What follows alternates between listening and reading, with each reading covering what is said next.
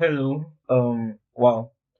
I witnessed a lot this evening, and I made this match reaction like 2 hours after the last games ended, and because I didn't want to have an instant match reaction because I know a lot of emotions will really come out, and I couldn't even still suppress the emotions. And this is the match reaction for the Bayern women versus the Arsenal women, and honestly, I can't tell you what I just watched. I've been watching football for at least a good part of a decade and a half now, and and I've never seen a bottle like this. And I don't know how to even talk about it. I don't even know where to even start from. I can't even lie to you. I don't know where to, I'm baffled. The match ended like 2 hours ago, but I'm like baffled. I don't even know where to even start from. But yeah, so the match kicked off. Arsenal women versus, let me get the starting lineup here. It was Our starting lineup was um Van Domsela, Katie McCabe, Steph Catley, Ruben Moy, and Emily Fox. All good. You get what I mean? All good. Katie Reed is out with an ACL. Leah Williamson just got back into training. Then the midfield, what was the midfield? Caitlin Ford, Pelova, Mariona Candente, and Beth Mead. I love it. They were playing a traditional 4-4-2. You love to see it as a winger style with Russo and Blackstenius up top. But when they are in control of the ball, it's kind of like Blackstenius is top striking, then Russo is playing like his shadow striking role. And that worked perfectly well in the first half. We were playing one of the best pieces of football that I've ever seen the Arsenal women play this season. And that was one of the best halves ever. We should have at least been 4-0 up, but the keeper made some marvelous saves as well. The goals that we scored were not simple goals. They were not goals. They were not fluke goals. Marina's goal was outside the box rocket. You get what I mean? Emily Fox's goal was a keeper's error from a very good shot by Beth Mead, which Emily Fox headed in. And it looked like we're going to win this match comfortably. You couldn't ask for a better advantage. Going away from home in Europe, and you're 2-0 up at halftime. You could not ask for a better result. And I kid you not, if you told me at halftime that we were going to lose this game 3-2, I would not have believed you in any way. I would have said that you have to bite your hand off for me to believe that. We lost this game 3-2. And I'm going to come into the second half. That second half was the worst bit of second half that I've watched since Arsenal in 2020-21. 2020-21. That's the first half I've ever watched of football that I felt like the team was so shit. But it was not the players' fault. And I'm going to say this with everything that I'm not going to lie because I love this club so much. You can even see that I'm supporting the women because the men are on international break. But I also support the women every time. And I'm even wearing the kit because I was watching the game. Yeah, I was so interested in the game. European heavyweight, we've lost one match, we've won one match. If we win another match, we can easily get into because it's top four, you need to qualify. We might actually just get up higher because we are mid-table. And all of a sudden, you lose. And I look at that second half, I'm like, what went wrong? And I've analyzed it. I had 2 hours to think of it because that's why I didn't want to make an instant match reaction. But I now have time to think about it, and I'm like, there's nothing that the players were playing well. The only finger that I can point at, and I don't like it because she won the Champions League for us last season, is Reneé Slegers and the entire coaching team because it was a mix of bad decisions upon bad decisions upon bad decisions, and I've never seen so many bad decisions in a football match before from a manager. And I think every single person that watched that match will say the same thing as me.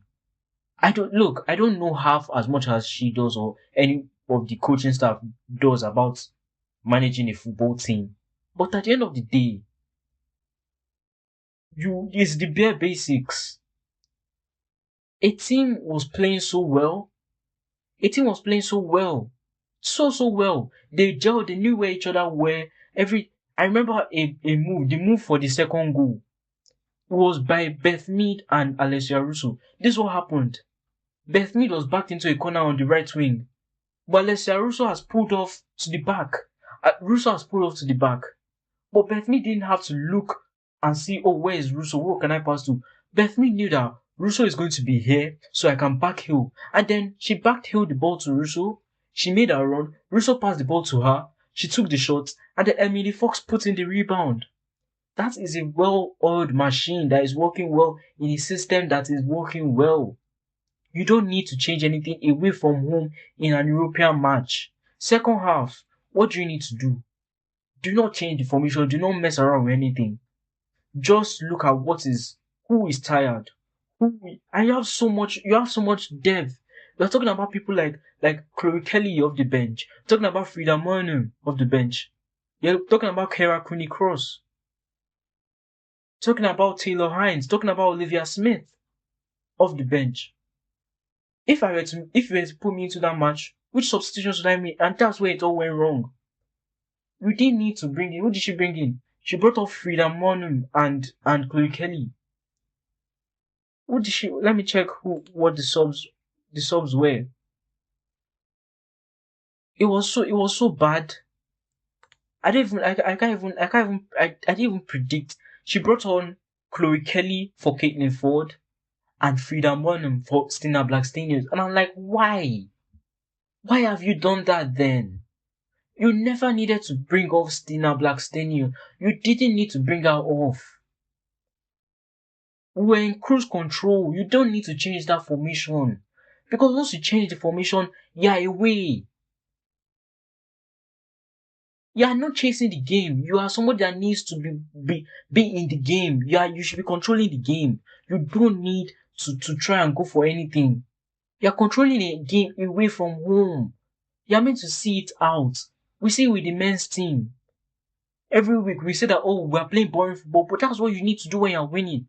Control the game and take rest. Don't try and take extra risks. And that is football 101. She brought off Caitlin Ford and she brought on Chloe Kelly. And if you watch that game, Caitlin Ford and Caitlin Kelly were terrorizing the right backs. They were terrorizing the right backs and the right side of Bayern's defense. They were terrorizing them. They were making so many mistakes. The pressure was on them. Caitlin Ford was going past players. I'm not even joking. And she removed Stina. Okay, maybe she could have removed Blackstenius. But to me, which sub did I make? The sub I would have made was simple. I don't need to change anything. Alessia Russo is playing well. She's playing brilliantly as a shadow striker. Trust me, she's playing one of the best football I've ever seen in a half of football. And then she brings off Stina. Okay, all well and good. Why do you want to make that change? I'm baffled, man. I'm absolutely baffled. If I was in that match, the only thing I could notice in that match, everybody was playing well. Who would I have removed? I would have listened well. And if you watch that match, you agree with me. I would have removed Victoria Pelova and I would have removed Beth Mead. And we have like for like substitutions. And those substitutions will not change the formation or the system. It will be the same. We don't have to change anything. Who would I have brought on? Beth Mead. Who would I have brought on? Beth Mead. For who? Olivia Smith or Chloe Kelly? Like for like. If not even better, because Beth Mead was leggy. She was gone at the end of that match. She could not even carry the ball without losing it at some point. You don't get what I mean? That's the change I would have made. If I even want to make double substitutions, I would have brought up Pelova and I brought up Cooney Cross because Pelova too was very, very tired. Everything in our midfield was going through Maruna. And you need two defenders to make it work. You don't get, and I was so pissed off. And I saw the changes that she made, and I'm like, why are you putting Frida Manum in midfield if you're even bringing her on? You are playing Bayern. You're not playing a fucking third tier team, man. Man, I was like, what are you doing? And I still held on to hope that okay. And then they scored. I saw the way and they scored. So it's right. It's true. Those changes were shit. Because immediately after you made those changes, they scored. They started getting shots on goal and they scored a wonderful goal. And then you're on the ropes. You have put yourself in a corner that you shouldn't have been because you were leading this match comfortably. Okay, try and show it up at the back. And you remove Katie McCabe. Why? You put on Taylor, okay, all well and good. You bring on Taylor Hines. I don't even mind. She's a good defensive option. But then you make the Pelova substitution too late and you bring on Kuni Cross. What do you want her to do? You've made it too late already. Now they're on their ascendancy to score the second goal. And that's when you have made that substitution. Why? I don't even know what to even. It's just too much.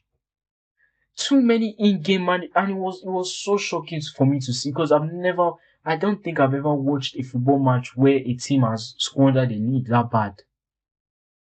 It might have been because of a player's mistake. I might have watched because of a player's mistake. The team go back into it. Oh well and good. That's understandable. But the players are not making any mistakes here.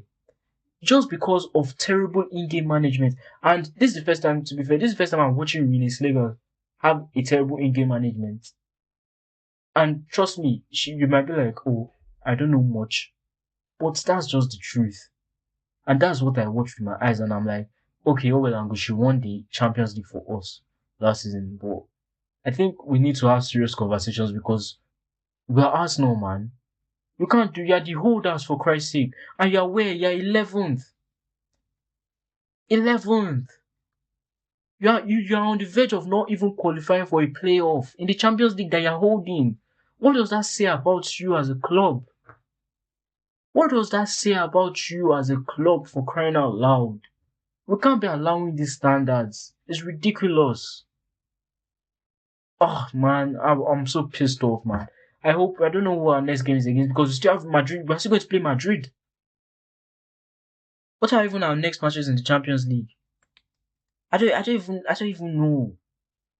I think we have 20, then Madrid. So even if you beat 20, you still have Madrid, and I think you have another hard team as well.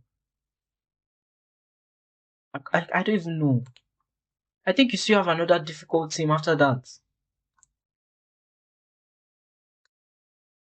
20 Madrid and then one ridiculously hard team as well.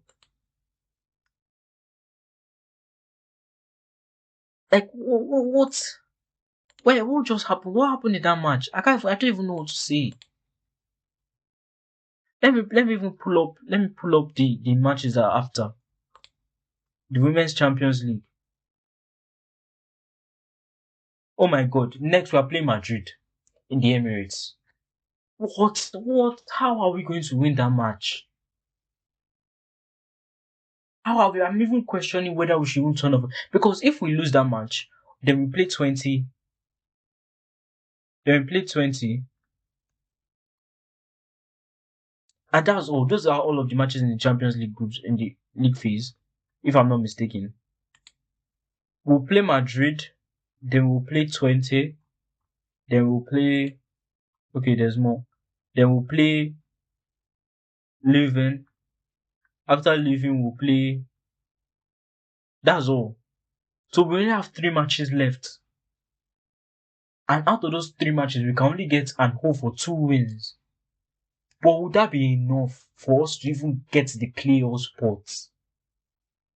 Oh man, I can't believe I'm sat here talking about the holders battling for a playoff spot. A playoff spot for crying out loud. Well, Arsenal, you won this Champions League last season. What's going on, man? Man, we have to pattern up. At the weekend, we have a North London derby against Tottenham, man. I'm going to do. I don't know whether I'll do a match preview because I'm so vexed. I don't want to watch any matches because if you watch that match and you saw the manner of how that took place, you'd be gutted, man. You'd be gutted. But I'll still stand by my team every time. But so we have to take a hard, clean look about ourselves at those in the side. And I don't even know what's be going through those girls' minds now because they'll be so confused and is so. But they are professionals. I expect them to bounce back and hopefully they beat Tottenham at the Emirates on Saturday. It's annoying, man. But yeah, peace.